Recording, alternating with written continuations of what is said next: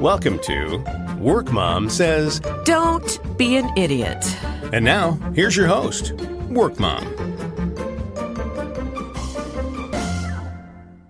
Hello, everybody. Welcome to this episode of Work Mom Says, Don't Be an Idiot. I'm your host, Lori Jo Vest, and today we are going to talk about adulting with ADHD. It is hilarious when you discover that you've had ADHD your whole life and you discover that as an adult. It changes everything you knew about yourself. It changes all the judgments you've made on how you behave and the quirky little issues that you have. And I personally was actually diagnosed with ADHD in my late 50s, which is hilarious because a lot of us with ADHD are very high functioning, but we can be labeled as distracted, disorganized, or just too much. And that happens a lot. So, my guest today is LJ Gamble. I have known LJ for a few years, and I always laugh because we both have the initials LJ. She uses hers as her name and I have them, but people call me that all the time. It's so funny. It's just a fun little quirky thing we have in LJ and common. Yes, LJ. LJ and LJ. So LJ, I've known LJ as a coach, but she is also a therapist, right? You have been a therapist, you're trained? Oh No? no, Oh, God no. I I used to used be. to for a hot And then minute. and that only last Not wasn't your anymore. thing, huh? That didn't last. Uh, so tell us about Yeah, yourself. yeah, for a hot minute. But now I'm a life coach and YouTube content creator. So if you So need I guidance, am, right? yes, yes. I call myself like the millennial Oprah. That's what I I call love it. myself. um yeah, here coaching, guiding other millennials trying to figure out this shit show that is life for us right Yeah, now. yeah, it's especially right now, it's insanity. But we were talking about how we might collaborate on a podcast episode last week, and we start talking about ADHD. So what is your connection to ADHD, LJ? My connection other than being a Are lifelong you? subscriber.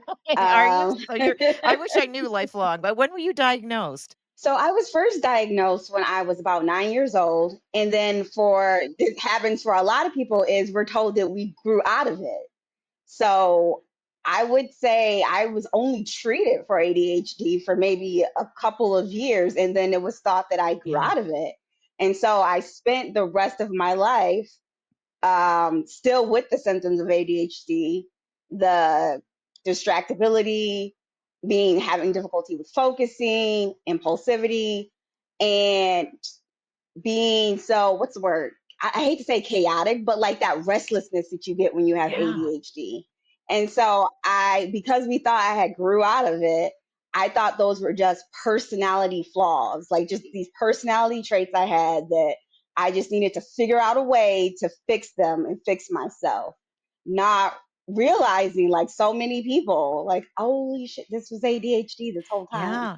Yeah, I get that because what I realized is I am either hyper focused, avoiding Yes. everything, or have to be doing everything at the same time. Does that make sense? Oh my God, yes, yes. I talked to my therapist about that. I always like, I can't sit down and watch a movie. I can watch a movie and then I've got music playing and then I'm also coloring and then I'll pause from coloring to start doing something with paint. And then start organizing stuff. Cause then like once I get up and see the paints, I see that I left this out from before and now I got to organize Yep. it. Yep. Yes, just not. I get it. Oh, it's so funny because you don't really understand if you haven't been diagnosed or like you think that you don't have it because you grew out of it.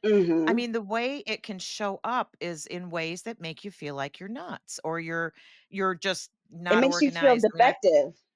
yeah. You're in overwhelm. Some of the things that I, as a business owner, think is really funny is I am either really hyper focused or I just don't want to do that thing over there. Or I'm bouncing around. And because I do social media, a lot of times I'll be bouncing on social and I'll go over to social media to put something up on a client's account. And then 10 minutes later, I'm like, wait, what was I doing? And why am I, wait, what? And it's just what happens. My brain, you're just easily distractible. That's part of it, Yeah, right? the distractibility. Yes. Yeah. Now, how does it affect your relationships and communication, do you think? So, looking back at prior relationships and having the knowledge, what did they call it? Like foresight is the gift of hindsight.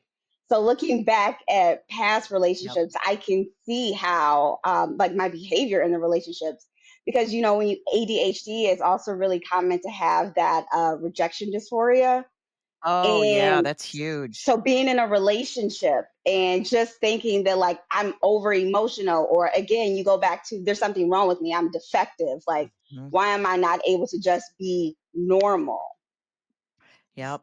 Yep. I get that too. I know a lot of in the relationships to me it's the sensitivity, what you just mentioned, that Yep. rejection sensitivity. People wouldn't think that would fit in under ADHD, but it's common. I wondered why I was like that. I'm like, why am I so sensitive? And then I got my ADHD diagnosis with my therapist, and then I started to figure out, oh, there's a lot of things about ADHD that aren't things that we traditionally think about. We think of Yes. hyperactivity, distraction, but you and You I think were about talking kids about that this can't sit earlier. down. Yeah, that That's they what can't when sit you say down. ADHD, people think about kids that can't sit down. Yep. And but it actually is as deep as affecting your money management even, Oh my god, yes. which I wouldn't think that was related. I wouldn't, Yeah, you know? because you have to think that it's a I don't want to say like a dysfunction, but the way your brain is wired, it is different and you do learn differently.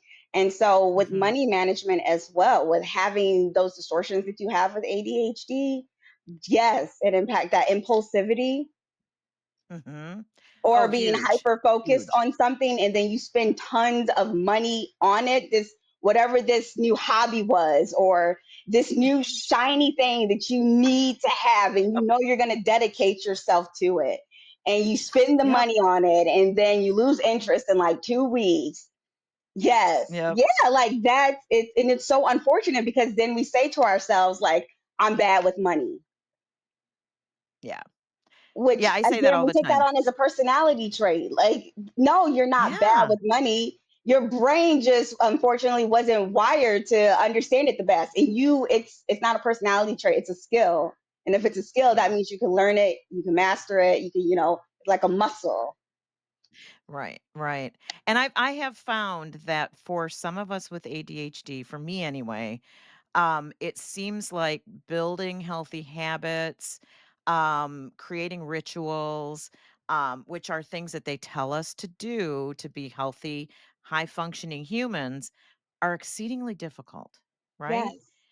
I to be consistent, I don't know how to do that. And you know what? It's because for the ADHD mind, non preferred tasks feel like the end of the world. Like for some Right. people, Yeah. it might be like a minor annoyance or it's something they really don't want to do, but whatever. For us, it feels like you're telling me by myself to like push a boulder up a mountain. Like it just seems like the worst thing in the world. There's no way that I Yeah. can do that. Please don't make me do that. I can't do Yeah. it. And yeah, no, that is so real. It's so And real. it's funny, my trick around that is I've convinced myself if I can just do it for 1 minute, I can quit. And once I start doing it, because that's the hardest part, I'm usually like, "Well, that wasn't that bad. This isn't that bad." And I kind of work my way into that task that needs to be done by convincing myself. Self-negotiation is a big part of it. Convincing myself that it's gonna be okay, just try for a minute, and that's all you have to do. If it's really bad, you don't have to do any more. And when I start, then I'm usually good to go, right? Yes, I as do that soon on as you get on started, the start is the hardest part. Yep, it is. So, based on what you know about ADHD, LJ, tell me a little bit about like what are the typical symptoms? Because I only know related to myself, like what my symptoms were, distractibility, the typical things. Yeah, But I what wish do I you could what have is your just went and like got the book for you so I could just read it out, because not everyone has the same symptoms. And so Yeah. some people, and not everyone experiences them the same either. And what I'm also seeing is there's a lot of crossover with people being diagnosed with ADHD and autism spectrum disorder at the same time, like co-occurring. I'm seeing a lot of that. And that makes it, sometimes Wow. that can make it difficult as well to kind of pick out what is coming from where. And Right. it's something that I've had to think about myself. Like, should I also, is this something that I need to, be getting checked out or see about? Um, Mhm. but yet, no. So it's crazy how everyone experiences it differently. There's, the common symptoms that you need to have in the DSM-5 for a diagnosis. But I've it's almost like the symptoms, when you talk about them, it's like you finally found someone who understands you, how your brain works, how Mhm. your actions and all of that. Yep. And I will say too that if you have some of these behaviors like easily distracted, have to do more than one thing at a time. I literally tell people I am physically incapable of doing one thing at a time. Mhm. I mean, I'm doing that right now, Distractibility, which the is focus, yeah, even right. irritability too. Oh. And then we're ashamed of ourselves because we think it's a character flaw. Yes. Yeah. You Yep. just think that, again, like, oh, I'm defective. This is just something that I think this happens all the time, is we say, oh, that's just something I'm not good at, or I'm not the type of person that can be good at that. And so Yeah. we internalize it. And once you actually say that, whether you say it out loud or in your head, once you accept that as truth, then your brain accepts it as truth. Yeah. So Yep. you And have to challenge that. You can't just say, and I even as someone who's fully aware, know about my diagnosis, all of this, I still have moments where I have to stop and say to myself, don't say that. Don't say that. You're taking this on as a personality trait. You're internalizing this. Like, I forgot yeah. to earlier today, I had made cookies and I forgot to set the timer. And I was like, oh my God, you fucking idiot. You forgot to set the timer. And it's like, Been there, done that. Yeah. yes, yes. And even if we think it's just like self-deprecating, the subconscious mind doesn't know the difference. It doesn't know the difference between you're saying it seriously, which is usually, I mean, saying it jokingly, which usually has a little bit of truth in it. And so Yeah. it's about catching those little things like that and Yeah. flipping them, reinforcing them, not Yeah. reinforcing them, opposite of reinforcing them, but like catching those little things. Catching those times when you verbalize that negative thought about yourself, because I agree with you 150%. What you say to yourself matters Hmm. hugely. And if you're shaming and blaming because you think you're lazy or inconsistent or, I don't have any discipline, I'm this and Yes, that, you're I have no judging and you're discipline. creating it. That's Yeah. a really common one too. No Yep. self-control. I'm just lazy. I can't get that done. There's something wrong with me. I'm not the type of person that's disciplined. Yeah. And then you take Yep. that on as an identity. Exactly. Oh, I can't tell you how many times I've done that. And then I finally got the diagnosis and I went, "Oh, Relief. okay." Yeah, The huge. like the first thing. That's number one Yeah, is tell us that oh, no, relief. you have 4 stages of getting a late So ADHD diagnosis as an adult, right? I call Or it 5? this isn't in like a DSM diagnostic journal or anything, but I am going to say it's based off of my professional experience. I am Got it. willing to say that. Perfect. Um, but I call it the what the fuck, from what the fuck to thriving. And it's like everyone goes through, it's kind of like the 5 stages of grief. It's similar to Yeah. that when you get that ADHD diagnosis as an adult. So the first thing you feel is exactly what you just said, relief. The like, oh Wow. my God, it's not me. It's not just like there's this relief because you had all of these negative thoughts about yourself. Even if you tried to joke about it, there was still that kernel of Yeah. truth in it. So you had all these negative thoughts about yourself. And then finally it's like you realize none of that's true. All of these, Yep. and you're relieved. You're like, finally there's a name for it. Yeah, It's and you not can just say, me. "That's yeah, that's just how my brain works." Oh my Yes, god, it's the okay. It's forgetfulness, the okay. impulsivity, struggling with focus.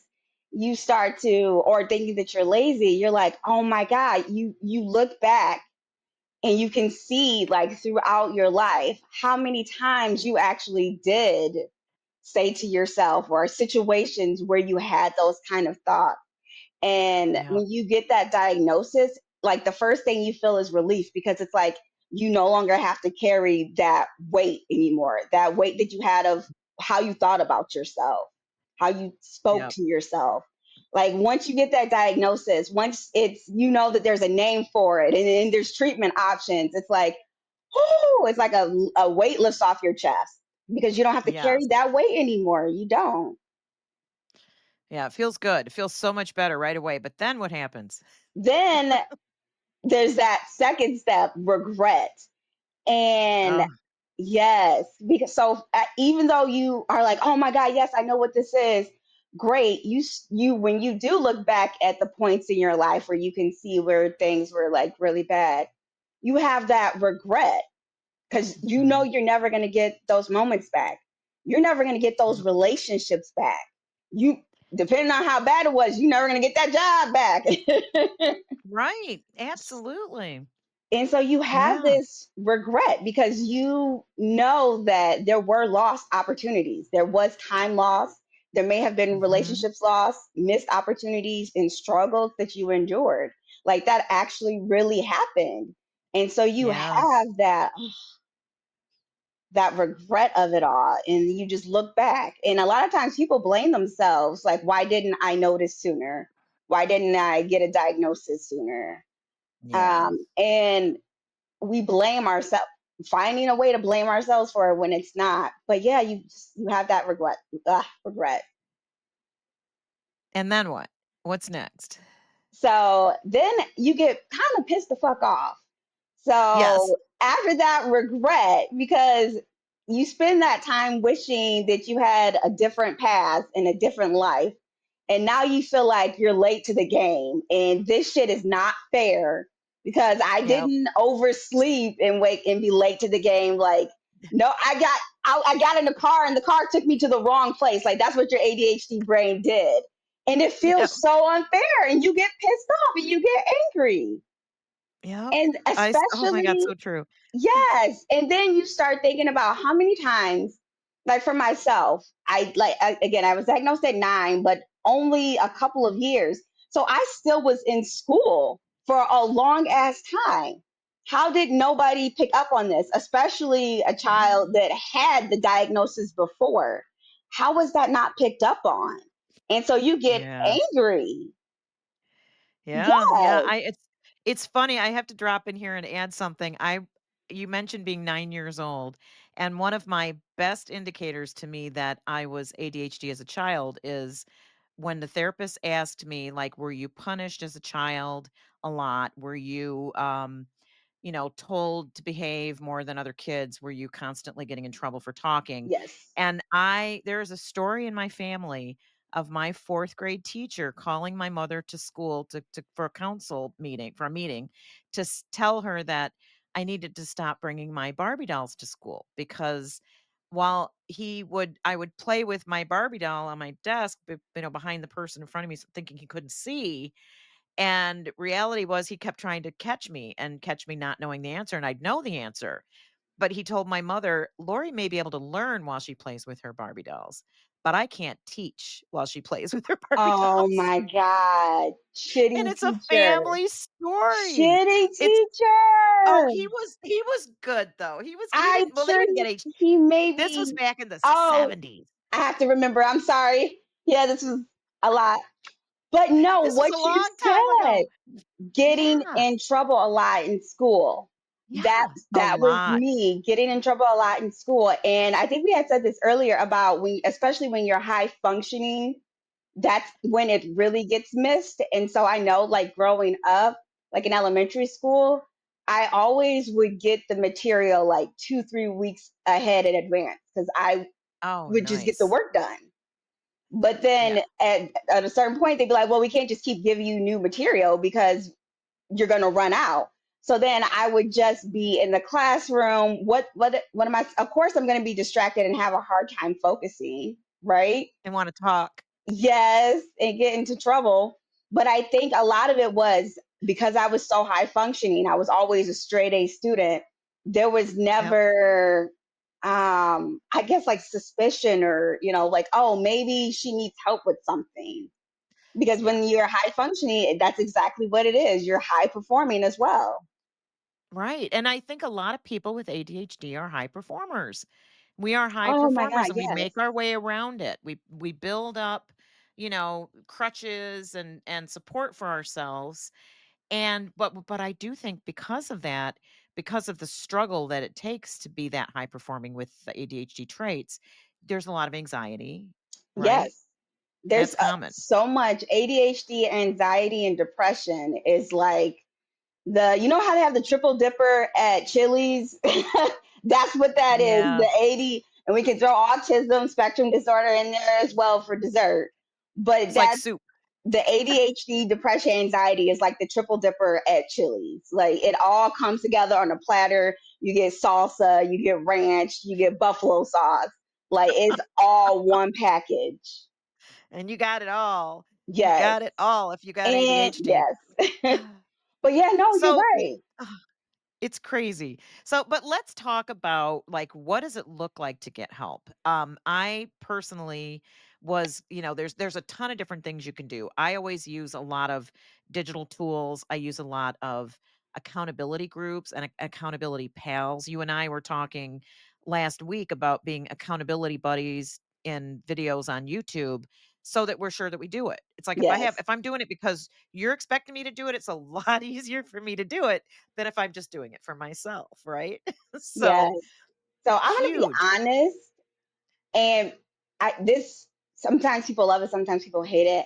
I think the best thing to do, assuming that you have healthcare coverage, is going to see a therapist. I think that Yes. because so many of us Yes. are high functioning and high performing, we feel like we should be able to get to figure this out ourselves. We should be able to Yep. cure and medicate ourselves, not with like actual medication, but with like coke. Actually, you know what? No, I've heard people they do try to medicate ADHD with like Yep. marijuana and mushrooms, and I'm like, oh my Jesus, please That talk to a doesn't work. therapist. Please, yeah. I actually would when I'm stressed out, I over medicate with caffeine. So I'll go into the office when I was younger and when I worked in an office, I don't anymore. I would line up the Red Bull, the Diet Mountain Dew, and the coffee, and that would start my day. Oh my Is goodness. is caffeine a self-medication for ADHD? It's gotta be, right? I've never used it, but oh Jesus. I don't think caffeine works on me though. I always hear that like caffeine is supposed to get you like buzzed up and moving. That Yeah. never happens to me when I drink caffeine. So I don't know. That's something we're gonna have to find out. Yeah, that was one of my things I do when I was really stressed out, so I have a feeling there's a connection there. But therapy, coaching is good. There's ADHD coaches, right? Yes, there are. And I think what I always want to tell people the difference between therapy and coaching. So Let's imagine talk a about that. line. Zero is like a baseline neutral, we'll say. Therapy takes you from out the negative to get you to a nice baseline, and then coaching picks up from there to add to it. And so, I like what that. I worry about is people who probably should be in therapy going to see coaches, and because these coaches do Yeah. not have the training of a therapist, either they don't recognize it or they just think they can handle it. So, I would Yeah. say coaching be if you already and a lot of people I know who see ADHD coaches, they have a therapist. Yeah. They all of that. So, but I would just say that's the only thing I would if you do have ADHD, especially if you suspect and you haven't had an official diagnosis, I would recommend maybe checking with a therapist first before a coach because coaching is an unregulated field. Despite people Yes. saying, I have a certification from this place and I can give you a certification, life coaching is an unregulated field. Anybody Yeah. can say that they are a coach, and there's no regulating body that's going to check them, that's going to do any type of training, nothing like that. Which I know that Good to probably know. you guys are probably like, why the hell are you a coach then?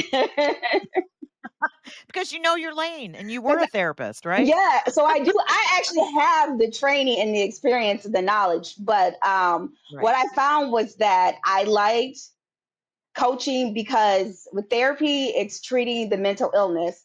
And again, coaching is kind of once you've got that under control and managed, helping you go to the next level. Like you're past the Mhm. baseline, you're ready to go forward. And so that's what I really love doing with people. That's Yeah, I why, love that. yes. So that's why I decided to do coaching instead of therapy because I love, and let's just, first of all, shout out to all mental health care workers, especially right now. Shout out to I all of love them. So them. much love and respect. Yes, yes, yes. You guys are doing the hard work. Yes, Yeah, that I know I do not want to do again. I But love that. yes, Hey, we but you know what works you have to know what works for you, right? yes. First was relief. You're like, oh my God, yes, oh shit, it's not just me. Then you have that regret of everything you missed out on. And then after that regret, you're angry. And Yep. then that anger, that's when it turns to grief. And that's when you're actually have this heartbroken, that's the best way to think about it is grief. Regret is more like, why didn't I know about this sooner? Whereas grief is when you're actually allowing yourself to process those emotions. It's like Yeah. the regret is when you kind of notice it, but then when you get to the grieving part, that's when you feel it and Yeah. allowing yourself. And that's the thing, you have to, because I don't Yeah. know anyone, especially people who are diagnosed late in life, who don't have a relationship, an opportunity, something that was missed because the ADHD Yeah. diagnosis that was missed. And so Yeah. allowing yourself to truly grieve the loss and allowing yourself to Yeah. grieve for the version of yourself that, and like you said, kind of, you had said earlier that it almost feels like you're a completely different person. And Yeah. that's the thing. You were that person for however, for you, it was 55 years. You were that person for 55 years. And now that you've Yeah. got this diagnosis and everything makes sense, you're saying bye to the Lori Joe of the last 55 years because now that you know you're not her anymore and you can Yeah. look back and actually see where, like again, like foresight is the gift of hindsight. You're able to look back and just see all of those things, and you need to grieve that because you're not that person anymore. And Yeah. what does that look like? Right. Oh, That's I'm sure it was lots and lots of tears for me. It was lots and lots and lots of tears. Yeah, I yes, worked through all that stuff. I didn't give up my therapist for about 9 months, 10 months after I got my diagnosis because I had to process it, right? yes, yes. And then Yeah. finally, you feel hope. And that's after you allow yourself to really, truly process everything and not try to run from it and feel your feelings and cry, go to therapy. For me, medication has been amazing for the triple dipper platter. I can think about my life before I was taking medication Yeah. and my life after. And it's, again, it's two different lives, it's two different people. But then once Yeah. you're able to come to terms with that, you start to feel, so you start to accept your ADHD and you find new ways to work with your brain, like what you were saying, accountability Yeah. buddies. What I do is, and you were saying earlier before, like if I could just do it for 1 minute, then I know I can do it. I am Right. like, you can suffer through just about anything for 15 minutes. So, what I'll do is I'll put on a timer for 15 minutes and I'll say, just do this one thing for 15 minutes and then you can do something else. And so you start seeing, especially if you're in therapy or even if you're doing, there's a lot of really good self help books out there as well. You Yes. start Yes, I have seeing one. ways that you Yeah. can and I want to be careful how I word this. Not ways to fix yourself, but you learn that because your wiring is different, you require things that are different. And once you Yep. accept that, like, oh, that's not like a flaw, that's not a defect, then you're like, oh, Yeah. cool, I get to learn. I am this new person, and I'm learning all these new things about myself and my brain. And I'm also Yeah. learning how to work with my brain too.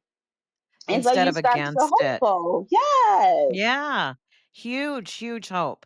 Well, I wanna go revisit real quick what you said earlier about medication because again, I am not a doctor. I am not practicing medicine. I'm not practicing therapy. I'm not licensed. None of that. However, I take Adderall.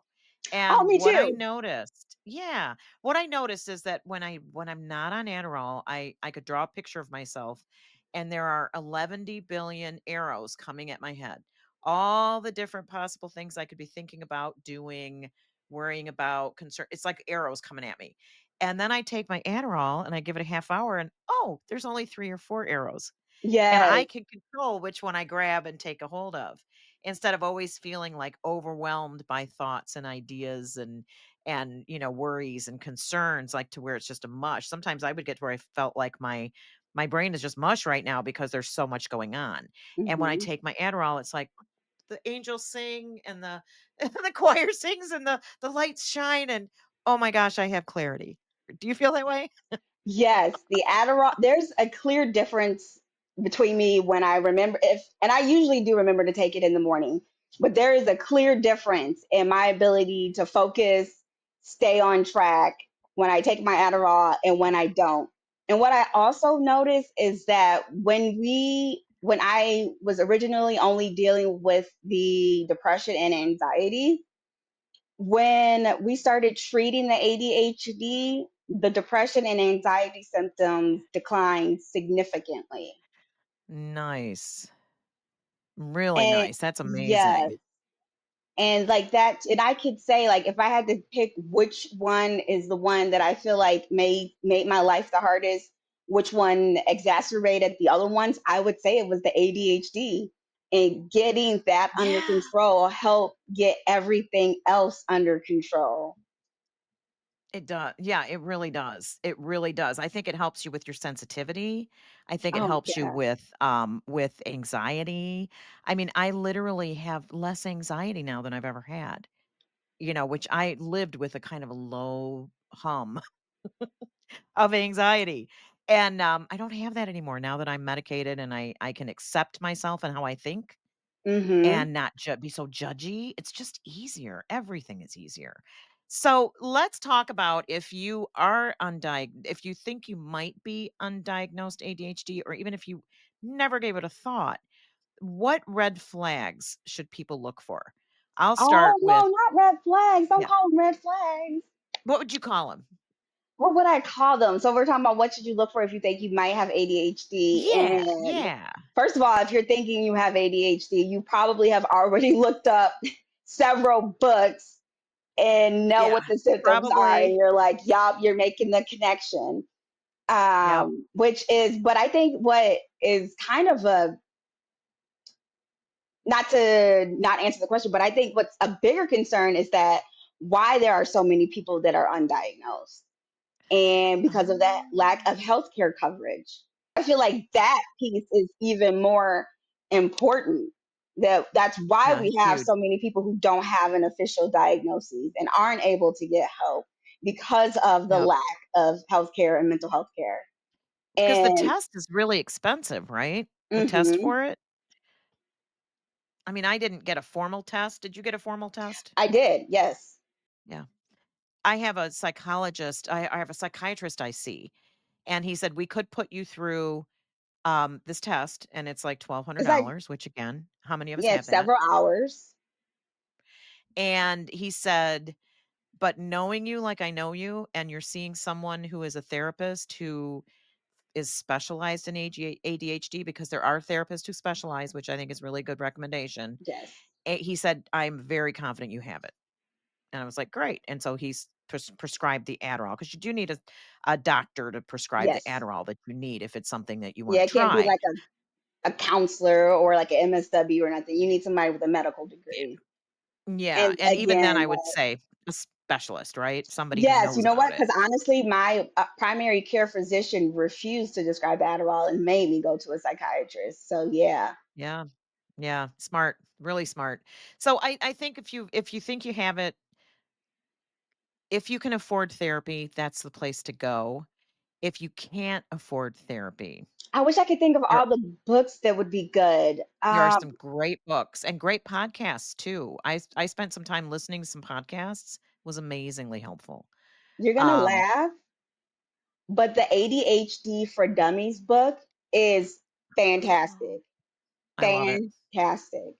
I think that the biggest thing, if you suspect that you, even if just in general, I think this is good advice.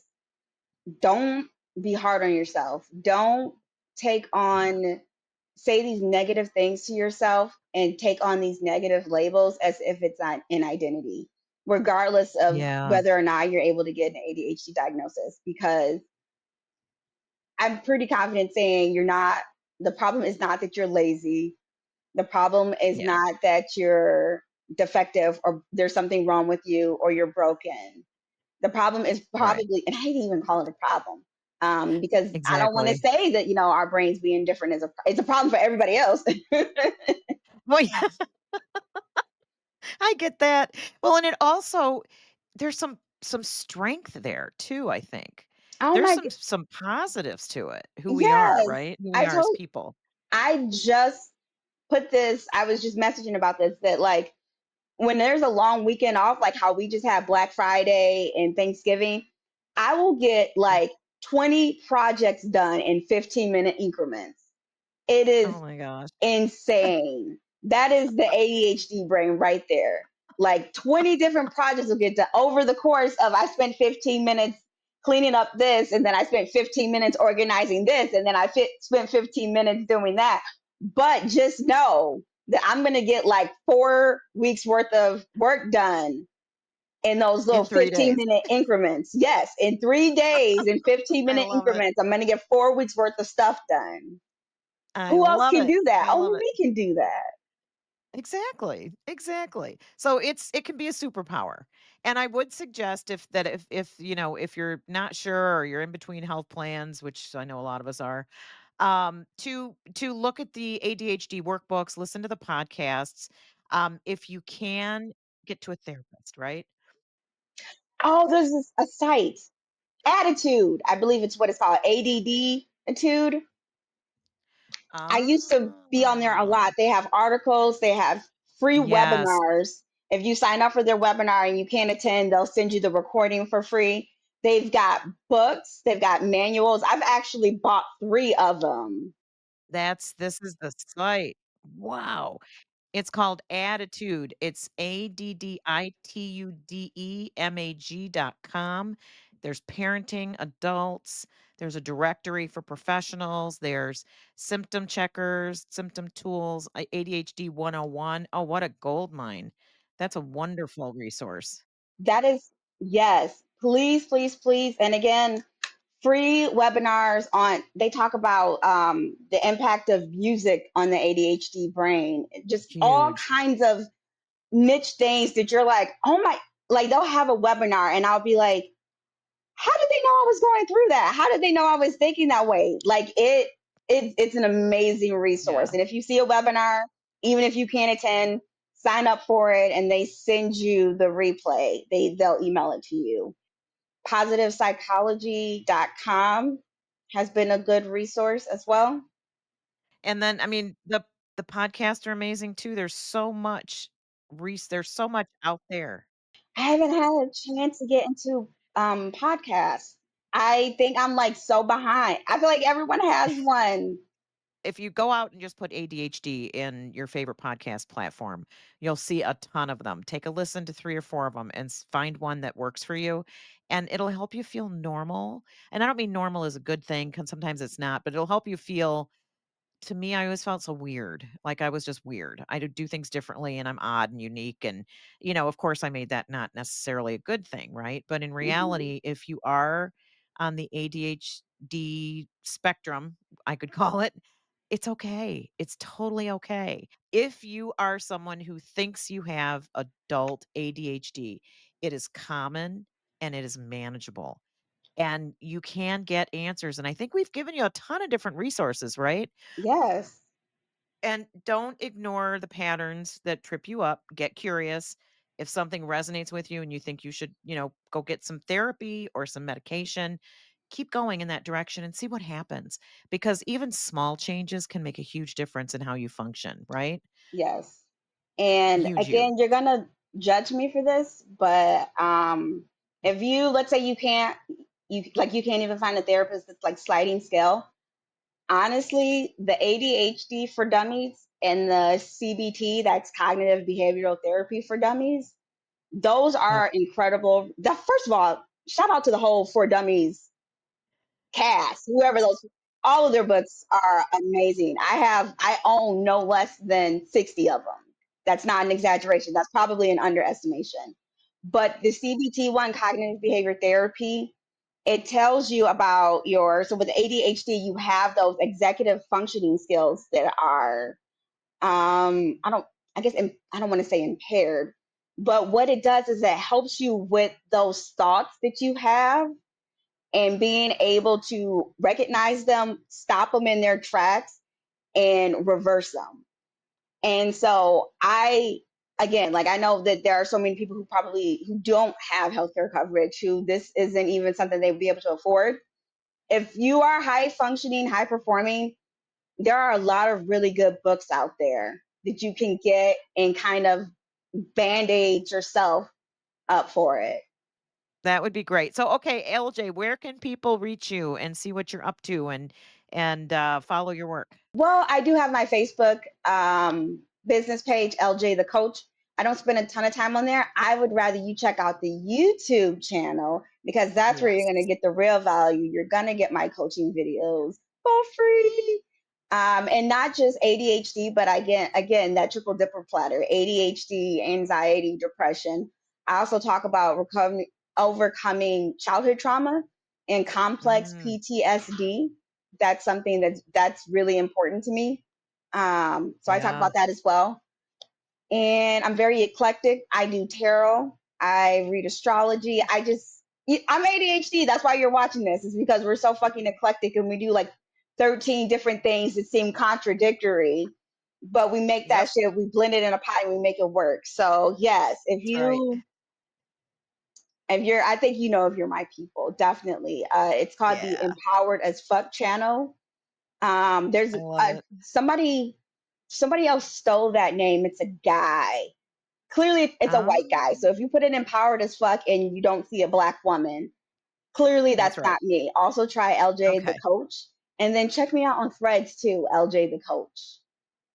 Love it. Love it, love it, love it.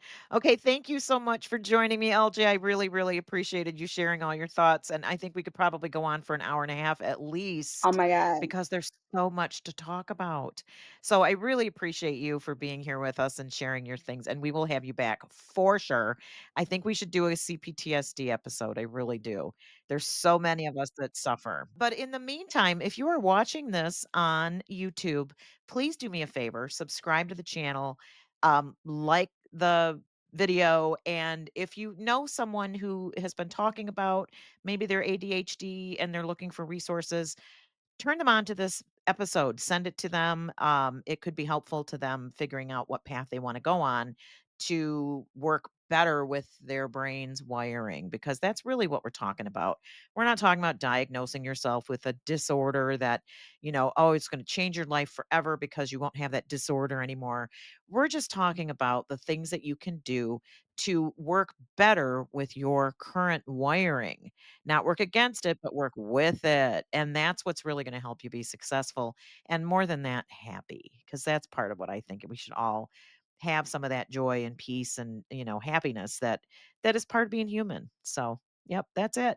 So, thank you again, LJ. And we will be back soon with another episode of Work Mom Says Don't Be an Idiot, where we help you learn to play the emotional contact sport of business. And we also share life tips, things like that, things that can help you be more successful. So thank you so much. We'll see you again soon. Thanks for listening to Work Mom Says. Don't be an idiot. For more information, you can email Workmom at lori@workmomsays.com. That's Lori at workmomsays.com. And remember, Don't be an idiot.